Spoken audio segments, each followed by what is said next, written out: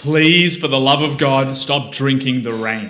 What I mean by this is actually an idea that I have borrowed from James Clear. I read one of his emails recently and it really stuck out to me for people who are incredibly anxious, who are worried, who are uncomfortable, experiencing discomfort day to day. Here is a way to think about your thoughts. I'm going to read the quote from James Clear because I do not want to quote it verbatim. I don't want to quote it and paraphrase it. So let me read it to you. When you drink water from a cup, it becomes part of you. Goes into your body, totally makes sense. And it's an active choice. When water falls on you like rain, it evaporates a few minutes later. Similarly, thoughts can be consumed or dismissed. You'll always feel the rain, but you don't have to drink the rain. You can let the thought pass, and in a few moments, the sun will return. You don't have to claim everything you feel. And I thought this was incredibly relevant to people these days. I think as a society, we've become more and more anxious, uncertain, and really just in our heads a lot. And I think when people feel a wave of anxiety come over, I know it's not so black and white and as simple and rudimentary as this, but when people feel a wave of anxiety or nervousness come over, I found myself as well at times with other kinds of feelings. You and me both, we take this temporary feeling and make it a permanent part at times, reinforced over time, take this temporary feeling and make it a permanent part of our personality. But we're confusing a fleeting moment of emotion, a fleeting storm passing over us as if it is a real part of identity, like as if it's a permanent drink, as if we've decided to open our mouths and drink it. And so coming back to this idea that you actually have the decision. You have the decision to question the thoughts that you have in your head.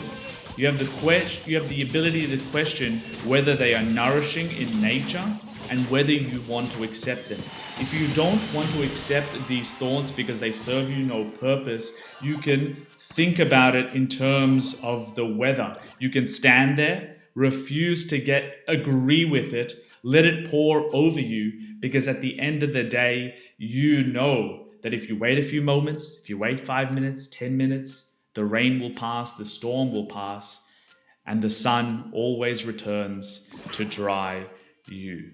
So I just wanted to share that with the people watching because I thought it was highly relevant to people these days, and also just a great way to think about your thoughts, that they're not necessarily yours.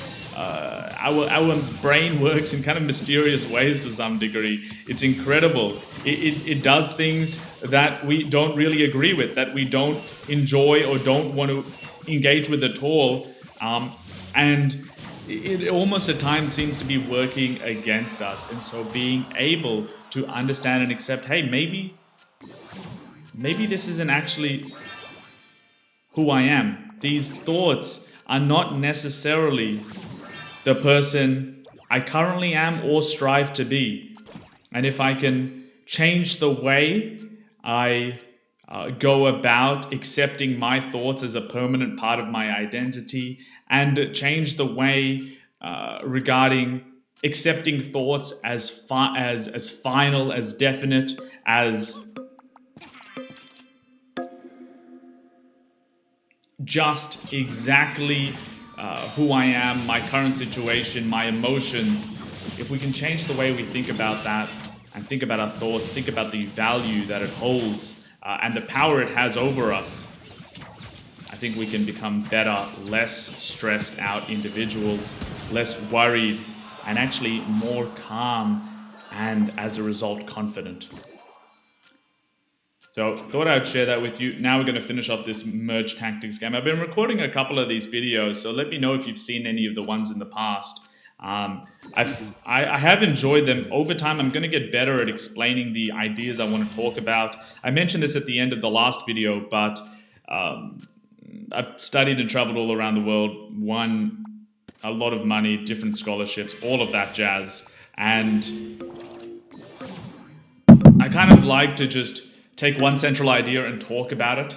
And I have a couple of notes here and there, just a few dot points, but I don't really reference them, even if I look over to the side, um, because this is stuff that I'm just speaking to from the heart, speaking to you from the heart. And over time, I'm going to get better at communicating this while still keeping my kind of natural, authentic conversational tone and approach. So, with that, ladies and gentlemen, stop drinking the rain, please. Let the rain and the storm pass over, drench you. You know, at the end of the day, the sun's going to come out and you will be just fine.